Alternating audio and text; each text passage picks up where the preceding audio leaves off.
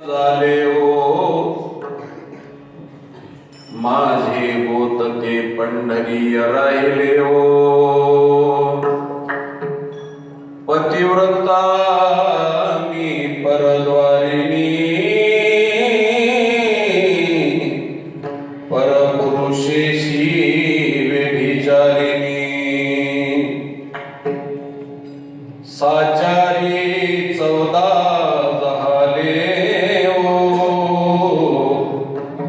शेखी 18 भोकोनी राहिले ओ पतिव्रता मी परद्वारिणी परपुरुषेशी व्यभिचारिणी निवृत्ती प्रसादे गोवळी निवृत्ती प्रसादे गोवळी माझा भाव विठ्ठलो न्याहाळी पतिव्रता मी परद्वारिणी परपुरुषेशी व्यभिचारिणी विठ्ठल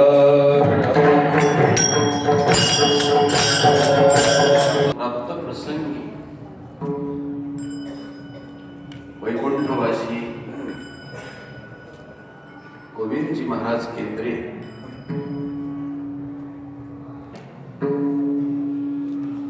आणि शक्यतो या अभंगावरती बोलणं ऐकणं त्याचं चिंतन मांडणं हे सगळ्याच गोष्टी अवघड आहेत. परंतु ज्ञानेश्वर महाराजांची कृपा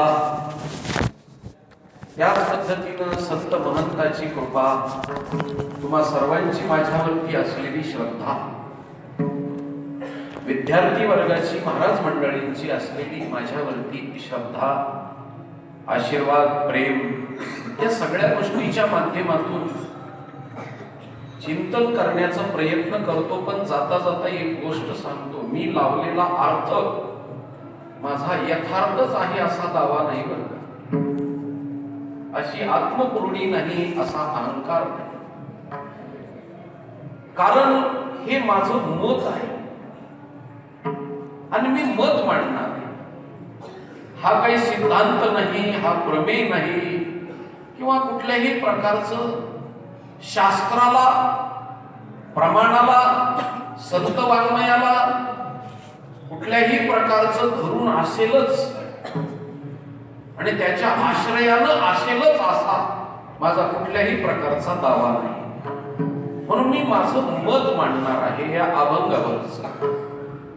आणि हा अभंग मी याच्या अगोदर श्रवण केलेला नाही, कुणाकडेही श्रवण केलेला नाही आणि माझं फार अध्ययनही झालेलं नाही. त्यामुळं फक्त नामस्मरणाच्या कृपा प्रसादावरती जे चिंतन मला सुचलं ते मांडण्याचा प्रयत्न करू.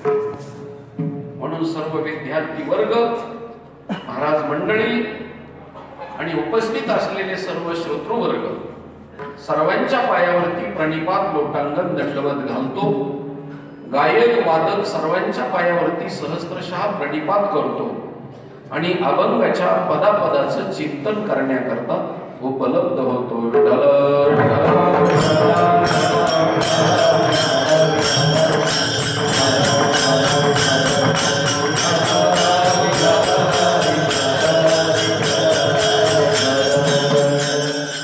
मुळामध्ये हा अभंग संवेदनाशील आहे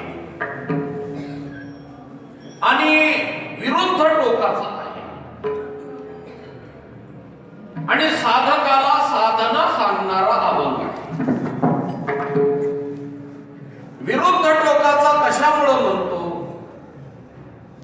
तर ज्ञानेश्वर महाराज मुळामध्ये माया विवर्जितच आहे. त्यांनी पुन्हा मी माया विवर्जित झाले असं म्हणणं म्हणजे एखाद्या पुरुषानं मी पुरुष आहे असं म्हणून दाखवलं.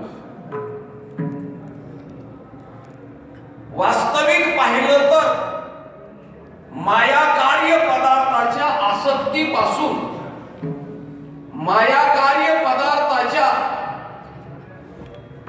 आस्थेपासून आणि मायेच्या कोणत्याही परिवाराच्या आणि कार्याच्या पासून निरुपाधिक किंवा उपाधी विरहित असलेले ज्ञानोबा.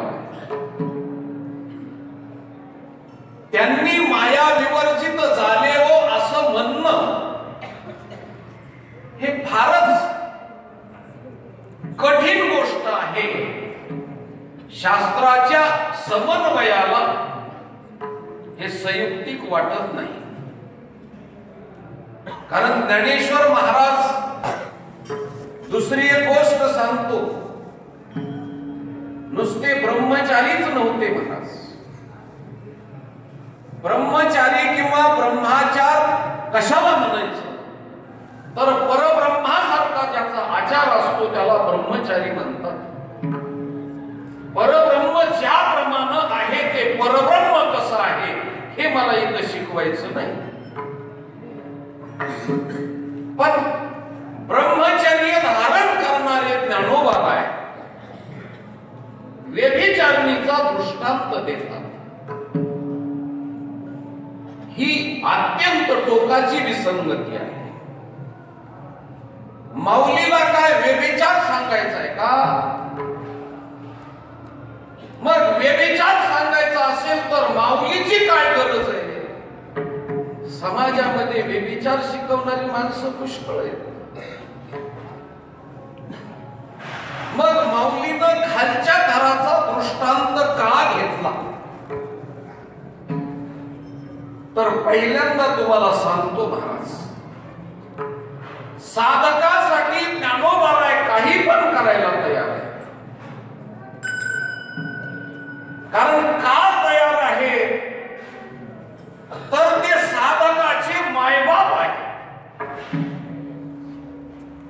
आणि मायबाप मुलासाठी काही पण करू शकतात. काही पण मुलाचं हित होण्यासाठी, मुलाच्या भवितव्यासाठी, मुलाच्या कल्याणासाठी काही पण मायबाप करू शकतात. म्हणून साधकाच्या साठी जगाच्या पाठीवरले एकमेव 2000 धर्मापैकीचे संत ज्ञानोबाराय. हे दृष्टांतच काय, तर काही बी करण्याची त्यांची तयारी फक्त साधकासाठी. म्हणून आमच्या साधू संतांना म्हणावं लागलं महाराज, साधकाचा माय बापा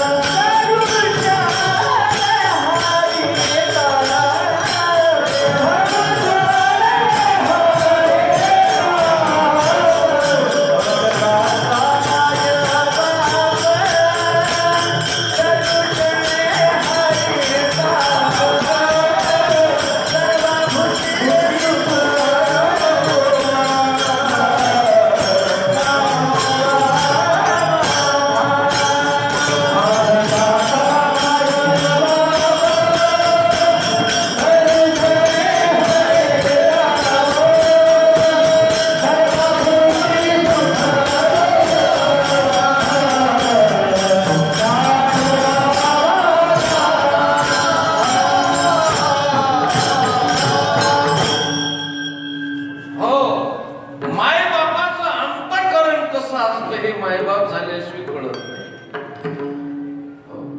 म्हणून ते मुलासाठी काही पण करू शकतात महाराज. राजा दशरथानं मुलासाठी प्राण पण दिला. कितीतरी गोष्टी आपल्याला सांगता येतील. एकच मला त्याच्यातलं चिंतन सांगायचं की ज्ञानेश्वर महाराज अति उच्चतम बोधावरती गेले. ज्यांच्याबद्दल उपजताची ज्ञानी असं म्हणावं लागतं ते ज्ञानोबा आहे. मी तुम्हाला एक आश्चर्याची गोष्ट सांगतो की जगाच्या पाठीवरती इतक्या उच्च बोधावरती गेलेल्या मायाविवर्जित जीवन असलेल्या संतांनी खालच्या थरामध्ये विचार कुठलेच मांडले नाहीत. मी तर एक सांगेल की महाराष्ट्राचं भाग्य आहे की एवढे मोठे उच्च बोधावरती गेलेले साधू बोध झाला आणि नुरोनिया पुन्हा ठेला. हे नुरून पुन्हा उरले आणि उरून पुन्हा त्यांनी आम्हाला बोध दिला. कारण इतक्या उच्च लेवलला गेलेली व्यक्ती ती मुळामध्ये बोध देऊच शकत नाही. आणि त्यातली त्यात पुन्हा खालच्या दृष्टांतानं तो बोध देऊच शकत नाही. म्हणून हे जगातलं आश्चर्य आहे आणि महाराष्ट्राचं सौभाग्य आहे की इतक्या लेवलला गेलेल्या माणसानं, व्यक्तीनं, धर्म प्रचारकानं, साधू संतानं खालचा दृष्टांत देणं. कधी कधी तुम्हाला एक गोष्ट सांगतो, वक्ता हाय लेवलचा असतो, विषय हाय लेवलचा असतो, ऐकणारे हाय लेवलचे असतात आणि दृष्टांत ही हाय लेवलचे असतात. म्हणून वेदामध्ये आलेले दृष्टांत हे आपल्याला समजले नाहीत. वेद हा सांकेतिक परिभाषेमध्ये बोलला. म्हणून वेदांतिकामध्ये आलेले दृष्टांत साधकापर्यंत पोहोचले नाही. कारण वेद उच्च आहे. पुन्हा वेदानं ज्यांना सांगितलं ते अधिकारी उच्च आहे, दृष्टांत उच्च आहे आणि सिद्धांतही उच्च आहे. म्हणून 3 वर्णाच्या लोकाला वेद समजू शकले नाही, कळले नाही. काही वेळेस वक्ता लहान असतो, दृष्टांतही लहान असतो, श्रोते ऐकणारे बी लहान असते आणि दृष्टांताचा सिद्धांतही लहान असतो. लहान असतो. कधी कधी वक्ता मोठा असतो, विषय मोठा असतो, पण दृष्टांत लहान असतो आणि ऐकणारा श्रोताही लहान असतो. त्यावेळेस वक्त्याची ही कला असते की वक्त्यानं दृष्टांत समाजातला आणि सामान्य दृष्टांतातून श्रोत्याला पटवावं, कळवावं, ही वक्त्याची कला असते. म्हणून तुम्ही पहा, मराठीचे अक्षर हो अ अननसाचं, क कपाचं, ग गडूचं. कारण विद्यार्थी लहान आहे, त्याला अक्षराची ओळख झाली पाहिजे. शिक्षक एबी झालेले आहे, शिक्षक हाय लेवलचे आहे. आता त्याला प्रशिक्षण द्यायचं तेही त्याच्या जीवनाची शिदोरी आहे. पण दृष्टांत मात्र लहान दिला. याला शास्त्रामध्ये शाखा चंद्र न्याय म्हणतात. आणि शास्त्राच्या माध्यमातून सामान्य असलेल्या विद्यार्थ्याला गुरुजीनं शिकवावं, ही त्या गुरुजीची महती आहे. म्हणून तुम्हाला सांगतो, ज्ञानोबारायनं जिथं तिथं जे शब्दाचा उच्चार न करण्यासारखे शब्द असूनही ते शब्द उच्चारले. आणि तुम्हाला आम्हाला हे का सांगितलं महाराज, तर तुमच्या आमच्या जीवनामध्ये रोज साधन चतुष्टयुक्त अधिकारी नसलेल्या लोकांना परमार्थ शिकवायचा येते. साधन चतुष्टयुक्त अधिकारी असेल, अंतःकरण चतुष्टयुक्त अधिकारी असेल तर, अंतःकरण शुद्धी झालेल्या अधिकाऱ्याला जर शिकवायचं असेल तर अवघड नाही. हो, कॉलेजच्या विद्यार्थ्याला शिकवणं अवघड नाही, पण बालवाडीच्या शेंबूड पुसणाऱ्या लेकराला शिकवणं अवघड आहे. आणि मग दृष्टांत त्याला त्याच्या जवळचे घ्यावे लागतात, त्याच्या सानिध्यातले दृष्टांत घ्यावे लागतात. याला लोक जागर म्हणतात, हो, लोक संस्कृती म्हणतात, लोक रीतिरिवाज म्हणतात. आणि लोकांमध्ये जे रूढ झालेले दृष्टांत आहे ते दृष्टांत घ्यायचे, त्या दृष्टांताच्या माध्यमातून हो सिद्धांत पटवायचा. आणि ही कला फक्त महाराष्ट्रातल्या संतांमध्ये आहे. मी बराचसा अभ्यास केल्यानंतर मला हे कळलं, म्हणून मी हा सिद्धांत सांगतो तुम्हाला की महाराष्ट्रातले संत सोडून बाकीच्या कुठल्याही संतांमध्ये तितकी कला नाहीये. म्हणून साध्या साध्या गोष्टी, साधे साधे शब्द, कधी कधी महाराज वक्ता लोकांच्या शब्दापेक्षा वेगळा शब्द उच्चारतात. आता इच्छाचं वरिष्ठ कुठ म्हणलं की लोकांना कळतं, विंचवाचं नाही बरं का. काय म्हणायचं? इच्छाचं. कारण इच्छू सगळ्याला माहिती असतो, खेड्यातल्या लोकांसह सगळ्याला माहिती असतो. आणि माहिती जरी नसला तरी रात्रीतून माहिती व्हावं अशी माझी इच्छा बी नाही बाबा. इच्छू म्हणून तर नाथ महाराजांनी विंचू चावाला असं जे भारूड केलं ते कशा करता केलं. आता तो विंचू त्याला आपण इच्छू म्हणलं म्हणजे मग लोकांना कळतं. मग इच्छाचं वरी शेपूट म्हणलं की सामान्य लोकांना समजतं महाराज. पण वक्त्याला आपला शहाणपणा आणि आपली बुद्धिमत्ता दाखवायची असेल तर तो वक्ता इच्छाचं वरी शेपूट म्हणत नाही, वृश्चिकाचे ऊर्ध्व लागून. वृश्चिकाचे ऊर्ध्व लागून म्हणल्यानंतर हो ते सामान्याच्या डोक्यावरून जात आणि त्यांना विषय नाही पटला म्हणजे ते ज्ञान, तो सिद्धांत अपसिद्धांत होतो आणि बाजूला पडतो. म्हणून लोकाला समजण्यासाठी, त्या सिद्धांताला पुष्टी मिळण्यासाठी दृष्टांत खालच्या तऱ्हेचा देऊन सिद्धांत पटवायची कला महाराष्ट्रातल्या संतांमध्ये असल्यामुळे हे महाराष्ट्राचं सौभाग्य आहे की एवढ्या बोधावरती गेलेल्याला संतांनी आपल्याला सर्वसामान्य दृष्टांत शिकवून, व्यभिचार सादृश्यता शिकवून, कारण माऊलीला व्यभिचार सांगायचा नाही महाराज.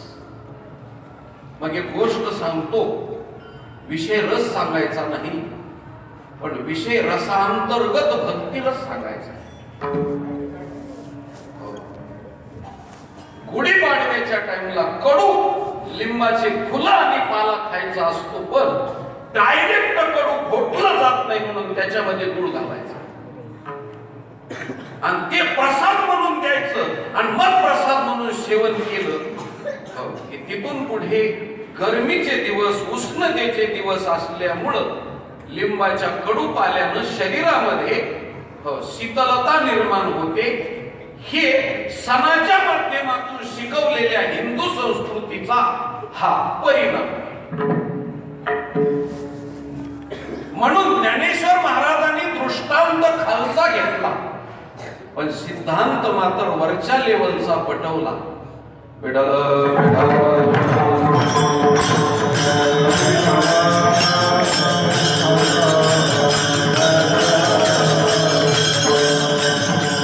काहींचं साधुत्वाचं जीवन आहे महाराज, पण समाजाची त्यांना गरज नाही. कड्या कपारीमध्ये बसून राहणाऱ्या साधू संताला गरज नाही महाराज समाजाची. त्यांना प्राप्त झालेलं आहे ते दुसऱ्याला देत नाही. म्हणून संतांचं हेच वैभव आहे, त्यांना प्राप्त झालेलं दुसऱ्याला देणं, आणि ते देत असताना उदार अंतःकरणानं देणं, सामान्य दृष्टांत घेऊन देणं. म्हणून माऊलीनं व्यभिचाराचा दृष्टांत घेतला. आता एक गोष्ट सांगतो पुन्हा, मी स्वतः व्यभिचारी आहे हे म्हणणं खूप धाडसाचं काम आहे. तुम्हाला मानसिक शास्त्र सांगतो, व्यभिचार करणारी माणसं सुद्धा मी व्यभिचारी म्हणत नाही. उरपाट ते तर जास्त आचाराचा अभाव आपला भाव आणतात. व्यभिचारी व्यक्ती जास्त पूर्णपणे मी ब्रह्मचर्याला सुद्धा ओलांडून गेलेलो इतका भाव. बेभाव झालेली माणसं पण भाव आणून दाखवतात स्वतः.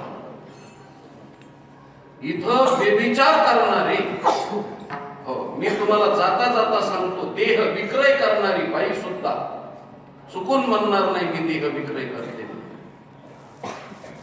हे तिच्या जीवनातलं गुपित आहे. पण महाराज, माझ्या ज्ञानेश्वर महाराजांनी मी पतिव्रत असून व्यभिचारिणी आहे म्हणणं हे तत्वज्ञानाच्या दृष्टिकोनातून फार मोठं धाडस आहे, फार मोठं धाडस. आणि हे धैर्य कुणाच्या ठिकाणी नाही. नसताना मी व्यभिचारिणी आहे असं दाखवणं हे धाडसाचं, धैर्याचं काम आहे. म्हणून माऊलीनं हे मी मगाशी सांगितलं, तुमच्यासाठी आणि तुमच्या हितासाठी हे काही पण करायला तयार. म्हणून हा दृष्टांत माऊलीनं घेतला. तुम्ही अन्य धर्माचा अभ्यास करा, असे दृष्टांत तुम्हाला अन्य धर्मामध्ये पाहायला मिळणार नाही. ज्ञानोबाराच्या जीवनामध्ये मी तर असं म्हणेल की जन्मतेनी प्रसंगे स्त्री देह शिवने, इतकं ज्यांचं जीवन महाराज, आलिप्त जीवन, विषयापासून आलिप्त जीवन, पण त्यांनी तुमच्या आमच्यासाठी हा दृष्टांत घेतला. आणि भक्तीमध्ये भक्ती ही व्यभिचारी नाही, तर व्यभिचार आणि त्या व्यभिचारातून मिळालेल्या आनंदाच्या सादृश्यतेची असल्यामुळे माऊलीनं हा दृष्टांत घेतला. कोणाला शिकवण्यासाठी? खरं सांगतो तुम्हाला, साधकाला नव्हे, व्यभिचाराला, सर्वसामान्य लोकाला शिकवण्यासाठी माऊलीनं हा दृष्टांत घेऊन तुम्हाला आम्हाला पटवलं महाराज. नाहीतर ते विषयी तेजिले संत, विषय कुणाच्या मागे लागतात? विषयाला जे किंमत देतात त्याच्या पाठीमागे विषय लागतात. आता इथं विषय माग लागले तरी त्यांनी किंमतच दिली नाही, म्हणून ते विषय संताला टाकून देतात की हे आपलं गिराईक नाही. म्हणून माऊलीनं सांगितलं, विषयी तेजिले संत. विषयानंच संत टाकलेले आहेत, पण त्यांना तुमच्या आमच्यासाठी बोलावं लागलं. आणि साधकाच्या जीवनासाठी ही साधना सांगण्यासाठी माऊलीला असे शब्द वापरावे लागले महाराज. म्हणून ते काय म्हणतात, माया विवर्जित झाली चाले. शब्द फार सुंदर आहे. विवर्जित शब्दाचा अर्थ आहे विना. विवर्जित शब्दाचा अर्थ आहे त्यापेक्षा, विवर्जित शब्दाचा अर्थ आहे त्याच्याशिवाय, हो मायेशिवाय, मायेच्या व्यतिरिक्त, मायेविना ज्यांचं जीवन आहे असं माया विवर्जित, विवर्जित शब्दाचा अर्थ आहे विना, हो त्याच्याशिवाय, हो मायेशिवाय ज्यांचं जीवन झालं. आता आपण माया कार्य पदार्थात आहोत. आपण जीव हा मायेमुळे झाला. सिद्धांत कसा आहे, कुटस्थ चैतन्य आणि बुद्धी, त्या बुद्धीमध्ये पडलेलं प्रतिबिंब, कुटस्थ चैतन्याचं नाम चिदाभास, आणि चिदाभास म्हणजे बरोबर जीव. ही व्याख्या वेदांत शास्त्रानं सांगितली.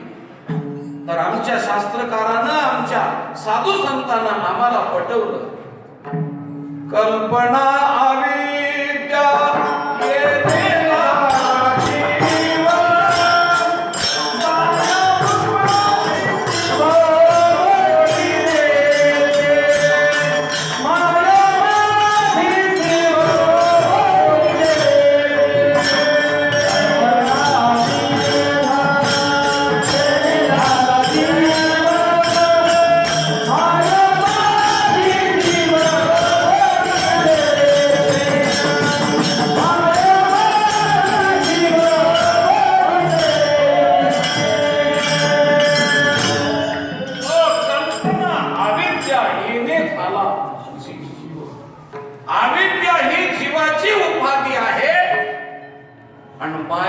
शिवाची उपाधी आहे. ईश्वराची उपाधी माया आहे आणि जीवाची उपाधी अविद्या आहे. मला असं वाटतं या मायेची नावं आहेत ना महाराज, विचार चंद्रोदयामध्ये 15 नावं आली. हो, खूप नावानं वेगळ्या वेगळ्या पद्धतीनं जीवाला फसवते महाराज माया.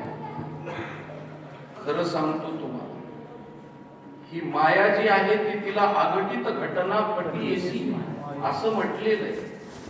ही अनिर्वचनीयम तन मिथ्या, सता सताहून विलक्षण अनिर्वचनीयम तन मिथ्या असं ज्या मायेचं वर्णन केलेलं आहे. कारण मा म्हणजे आणि या म्हणजे जी. हो, अविद्या येणे नावे जी विद्यमानाची नव्हे, ती माया सांगते की मी नाही, आणि नाही असलेली माया तकलीफ देते. नाही असलेली, तुम्हाला एक गोष्ट सांगतो, नाही असलेला पदार्थ सुद्धा आहे असलेल्या पदार्थापेक्षा दुःख देते. दृष्टांत खूप आहेत, पण मला अभंगाचा मतितार्थ सांगायचा आहे, कारण अभंग बाजूला राहू नये. कारण माया अशी आहे महाराज, संक्षेप शरीरकार, थांबती निबंधकार आणि चित्सुखीकार, तिघा जणांचे 3 मत आहेत मायेच्या बद्दलचे. काही म्हणतात ब्रह्माश्रित राहून ब्रह्माला विषय करते, काहीच म्हणणं आहे जीवाश्रित राहून ब्रह्माला विषय करते, आणि काहीच म्हणणं आहे की आत्माश्रित राहून ब्रह्माला विषय करते. ती कुणाच्या आश्रित राहते त्याच्यापेक्षा विषय कुणाला करते ह्याला म्हणतात. म्हणून तिन्ही शास्त्रकाराचे, तिन्ही वेदांताचे मत हे याच पद्धतीचे आहेत. ती ब्रह्माला विषय करते, फक्त परब्रह्म समजू देत नाही. तिची कला जी आहे ती एवढीच आहे, ती आश्रित कुणाच्या बी राहू, जीवाश्रित राहू, आत्माश्रित राहू, ब्रह्माश्रित राहू, पण विषय ब्रह्माला करते आणि घोटाळा करते महाराज साधकाच्या जीवनामध्ये. तुम्हाला एकच छोटासा दृष्टांत सांगतो. मुंबईला एक डॉक्टरचा दवाखाना, आणि त्या दवाखान्यामध्ये एका कार मधून एक बाई उतरली.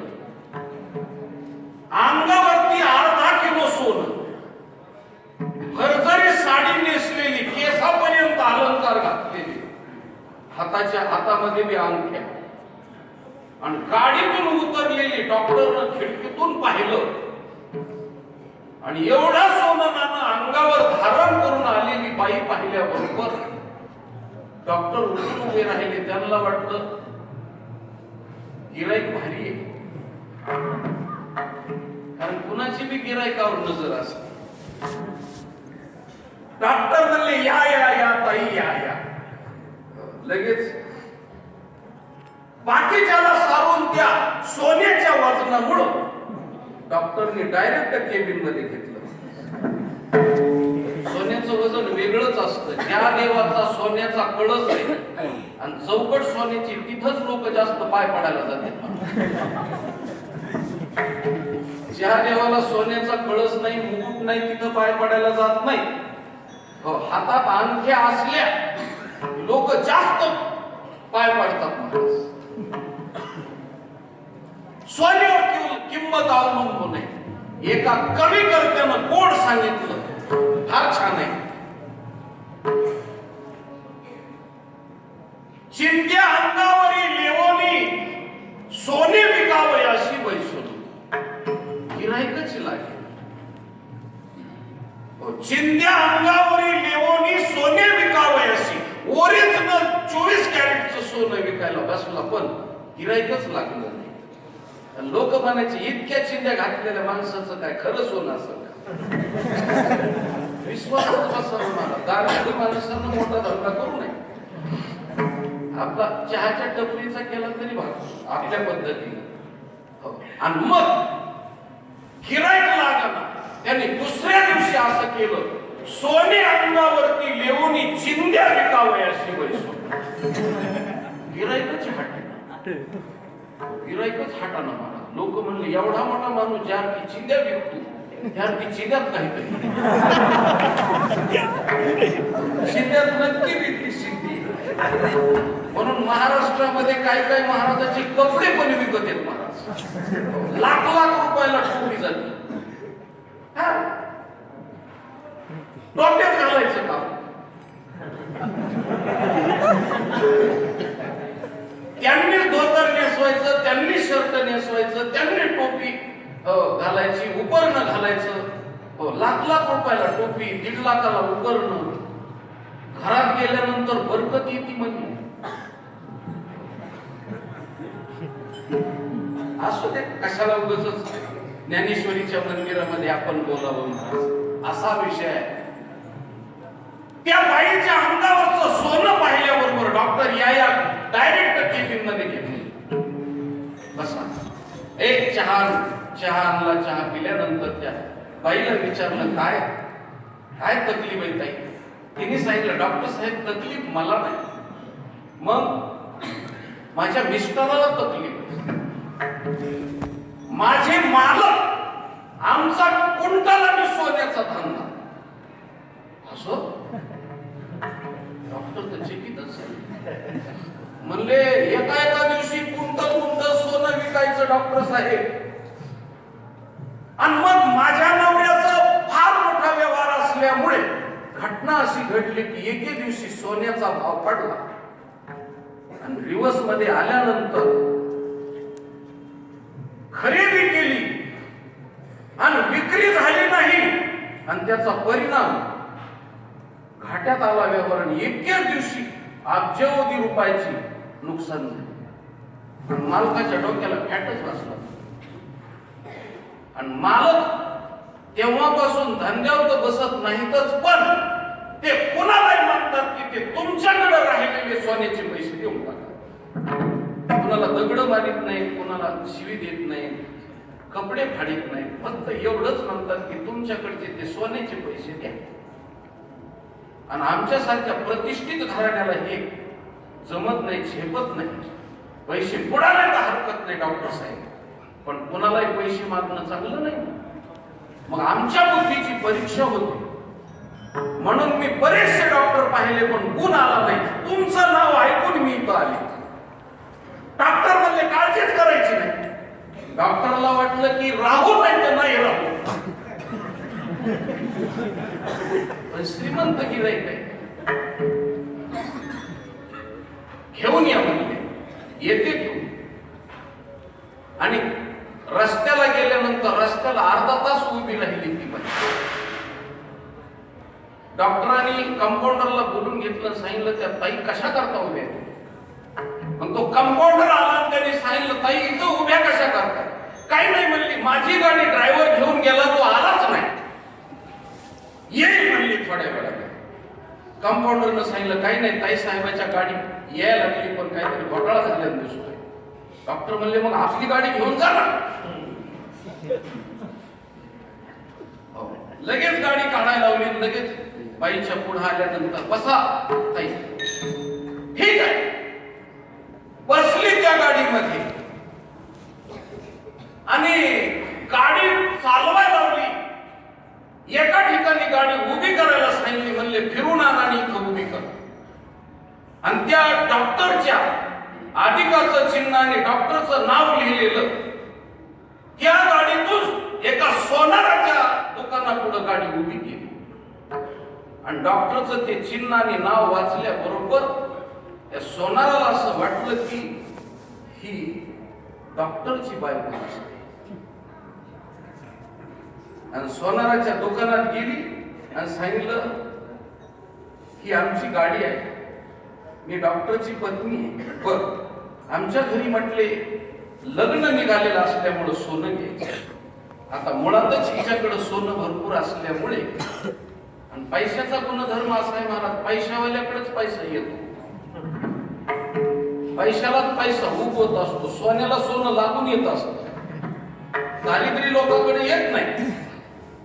मग तिनं सांगितलं की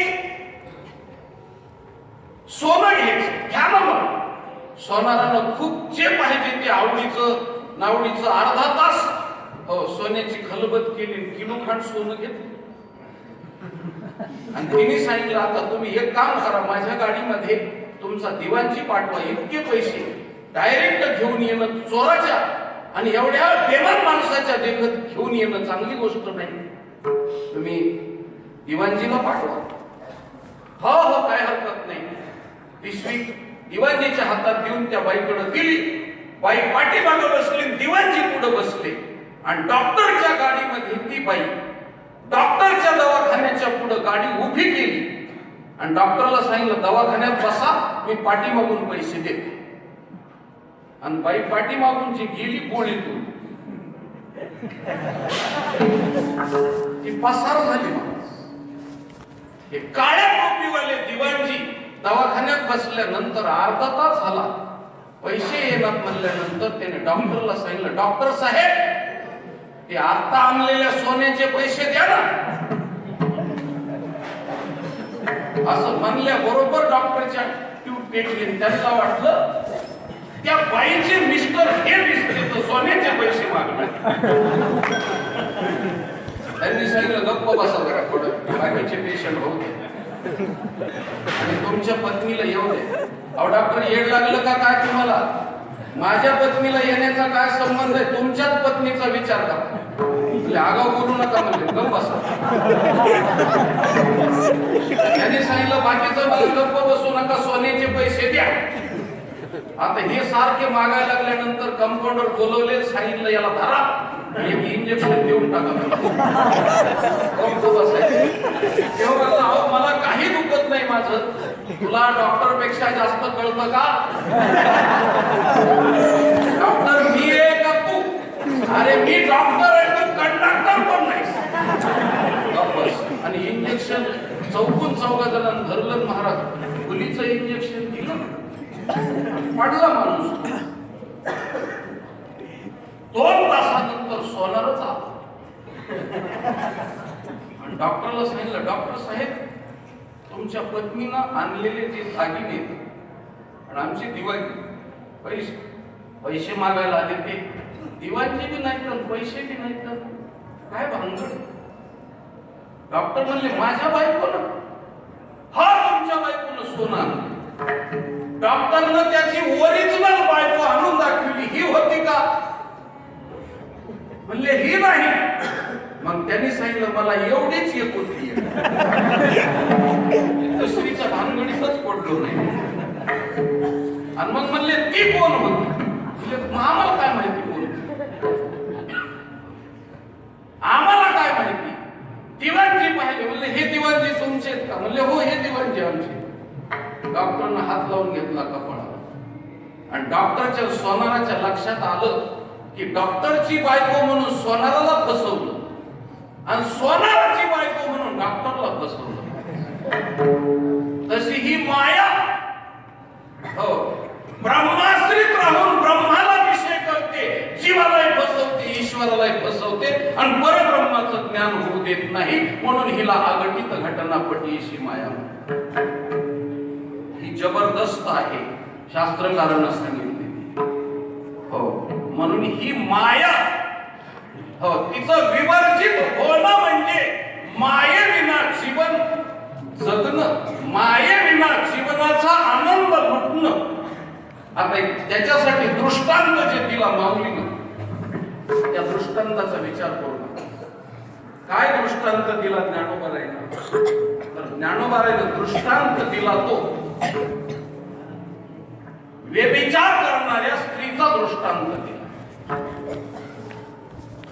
कारण माहेराची ओढ प्रत्येक स्त्रीला असते, प्रत्येक स्त्रीला माहेराची ओढ असते. पण सासर घरी गेल्यावर माहेर आठवत. दिवाळीच्या मुळा लेखी असावी पाहतशी वाटुली माहेरीची. भेटी लागी जीवा लागलीशी आस, किंवा माहेरीचा कधी येईल निरोप मनोनिया झोप डोळा. अशा पद्धतीनं महाराज सासूरवासनीचं, सासूर घरी राहणाऱ्या सासूरवासनीचं जीवन असतं. कारण तिला माहेरच्या लोकांची ओढ असते. विधियुक्त जिचं लग्न झालं ती माहेरच्या लोकांवर प्रेम करते, सासरच्या लोकांवर प्रेम करते. ती दोन्हीकडेही वाटलेली असते. सासर घरी गेल्यावर सासरच्या लोकांवर प्रेम करते आणि माहेर घरी गेल्यावर माहेरच्या लोकांवर प्रेम करते. पण आता इथं माऊलीनं विधियुक्त असलेल्या लग्न झालेल्या विवाहित स्त्रीचा दृष्टांत घेतला नाही महाराज. इथं देह विक्रय करणाऱ्या, आंतरजातीय विवाह करणाऱ्या, जातीचा नाही गोतीचा नाही, सध्याचं वारं या पद्धतीचं निघालं. कुठल्याच प्रकारचा विषय नाही. माय बापाला विचारायचं नाही, भावाला विचारायचं नाही, कुणालाच विचारायचं नाही आणि विवाह ठरवून घ्यायचा दोघा जणांनीच. मिया बीबी राजी तो क्या करेगा काजी, दोघा जणांनाच ठरवायचं. आता असा आंतरजातीय विवाह केलेली स्त्री,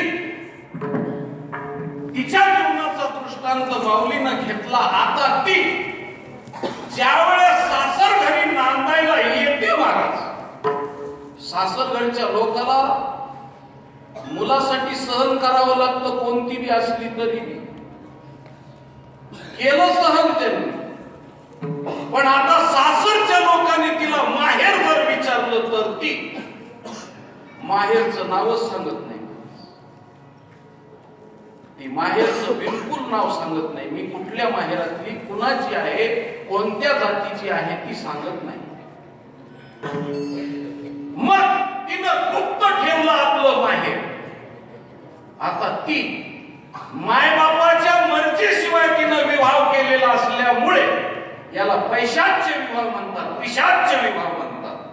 जे विवाहाचे 8 प्रकार आहेत त्याच्यापैकी पिशाच्य गांधर्व विवाह आणि या पद्धतीनं मनानं केलेला विवाह, आता तोही टिकत नसतो महाराज. वास्तविक पाहिलं तर मी तो विषय माझा नाहीये. मला दृष्टांत जो दिलेला आहे त्या दृष्टांतासाठी बोलायचे. आता ती मुलगी ज्यावेळेस माहेरचं नातं होतं पूर्ण विसरते. आता तिला नवऱ्यासाठी माहेरचं नाव बी काढायचं नाही, आई कोण आहे ते सांगायचं नाही, बाप कोण आहे ते सांगायचं नाही, भाऊ कोण आहे ते सांगायचं नाही, भाऊजाई कुठली ते सांगायचं नाही. हे सगळं माहेरचं जितकं नातं, चुलते मामा काके सगळे पूर्णपणे नाते काढून टाकायचे, पूर्ण नातं काढून टाकायचं, ते नातच ठेवायचं नाही आणि तिकडं फिरकून कधी जायचं नाही. कारण तुकोबारायची एक वाक्य असं आहे, तुकोबारायचं, माहेराचा आनंद प्रत्येक स्त्रीला होतो, पण एका स्त्रीला माहेराचा आनंद होत नाही. ती कोण आहे? तर माहेरी सलज्ज ती जाणार शीतळी, असं तुकोबारांनी स्पष्ट शब्दात सांगितलं. माहेरात जाण्याकरता जिला लाज वाटते आणि तोंड दाखवावंसं वाटत नाही, तिचा आचार नीट नाही, तिने माहेरावरती खत पाणी घातलं महाराज, हो, आणि माय बापाला सगळ्या जणाला बेमान होऊन ती विसरली. आणि आता नवऱ्याकडे आल्यानंतर त्याच्याजवळ राहायचंय म्हणून त्याचं जे नातं आहे तेवढाच नातं तिला आता राहिलं. सासू सासरे दीर भाई इकडचंच नातं सांगायचं, तिकडचं नातं सांगायचं नाही. आता त्या नात्यावरती तिनं पूर्णपणे पाणी सोडलं आणि त्या नात्याविना आणि त्या मायबापाच्या प्रेमाविना आणि मायेविना ती जीवन जगते. आणि फक्त तिच्या जीवनामध्ये जे नातं राहिलं ते नातं म्हणजे नवऱ्याच्या बाजूचं जे नातं आहे तेवढंच नातं राहिलं. महाराज साधकाच्या जीवनामध्ये हीच अवस्था आहे.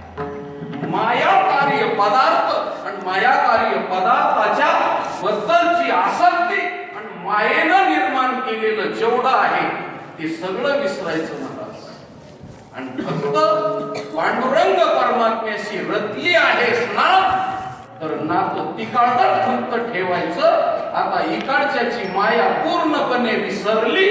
आमच्या साधू संतांनी सांगितलं, हे जी थोर भक्ती आवडते देवा आणि संकल्पावी माया संसाराची माया जर सोडली आणि माया तिकडची जर ठेवली तर जिनं माहेरची माया ठेवली ती नांदत नाही. आणि जिनं पूर्णपणे तिकडचं नातं विसरली आणि तिकडच्या नात्याला तिनं काळी लावली. आता त्यांचं नाव पण नाही, तोंड पण बघायचं नाही. तसं साधकाच्या जीवनामध्ये जी मायेनं तयार केलेले पदार्थ आहेत त्या पदार्थाची आसक्ती न ठेवता फक्त परमात्मा आणि परमात्म्याच्या बद्दलचे जेवढे नाते आहेत तेवढेच नाते मला शिल्लक उरले. हे त्या व्यभिचारीन करणाऱ्या बाईच्या दृष्टांतानं माऊलीनं अभंगाच्या पहिल्या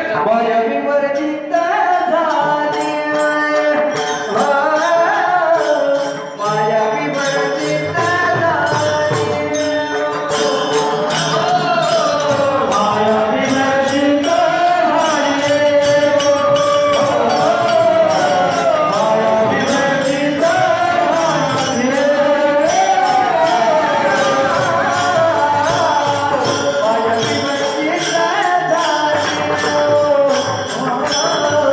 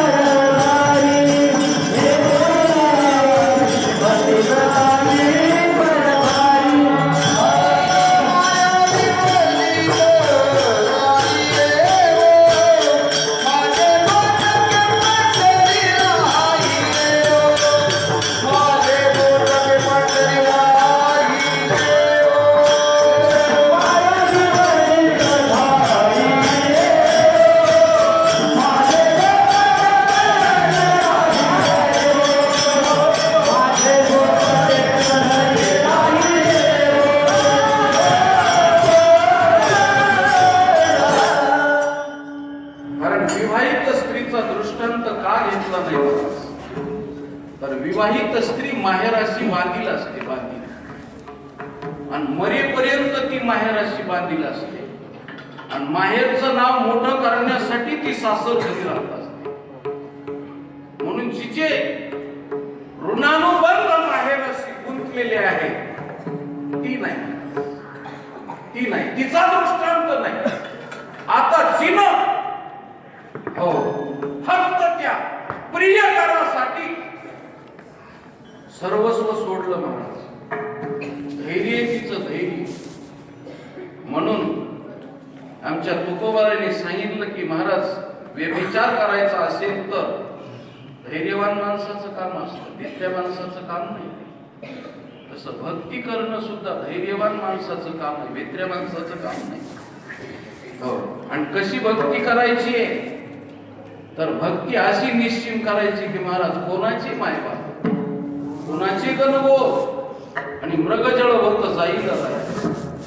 कशाचा जिथे देहाची आस नाही तर देहाच्या संबंधीची मी आणि माझे पण हो हे पूर्णपणे विसरलं पाहिजे. त्याची आठवण सुद्धा नाही महाराज. हो, मी आणि माझे पण विसरले जयाचे अंतःकरण. असं अंतःकरण विसरलं पाहिजे ही साधकाची अवस्था. आता त्याला गोत गणगोत इकडचं नाहीच महाराज, बिलकुल नाही. ती पूर्णपणे आता जसं तुकोबारांनी सांगावं, संसारा आगी आपुलेनी हाती आणि लावूनी मागुते पाहून. माग पाहायचं नाही महाराज. आता मी जरा थोडस रंगनाथ महाराज परभणीकर गुरुजी सांगायचे दृष्टांत खालचा आहे पण छान सांगायचे. ते म्हणायचे खेड्यामध्ये संडासला बसलो ना की पुढं पुढं सरकत जावं म्हणायचे. याच्या जागेवर पवार बी तासभर बसून थोडासा वडा टाकला की पुढे पुढं सरकत सरकत जायचं. माझी भाषा नाही, त्यांची भाषा सांगतो. आणि थोडं थोडं पुढं पुढं सरकत सरकत जायचं आणि पुढं उठून तसंच जायचं. तसंच म्हणजे बिना काही काम करणं. त्याला जे त्याच्या संप्रदायाप्रमाणे जे आलं असेल त्या पद्धतीनं त्यांनी करायचं आणि पुढं उठून तसंच जायचं. मागं बघत बसायचं, त्या विष्ठेकडं मागं बघत बसायचं नाही. पुढं सरकत सरकत जायचं तसंच पुढं. हो, बाकीचा पूर्ण विधी केल्याच्या नंतर उठून तसंच जायचं, मागं बघायचं नाही. तसं महाराज हो आपण मायेनं आपल्यासाठी जे फासे तयार करून ठेवलेले आहेत त्या फाशाकडे कधीच बघायचं नाही. मायेनं फासे तयार करून ठेवलेले आहेत. ते फासे आपल्याला आवडण्यासाठी, फाशी देण्यासाठी फासे तयार केलेले आहेत, कोडे तयार केलेले आहेत. या फाशातून निघत असताना पुढं निघालं, एक कोड तुटलं, एक फासा तुटला की पुढं पुढं पुढं साधकानं पुढं पुढं जायचं, मागं वळूनच बघायचं. हातीने आता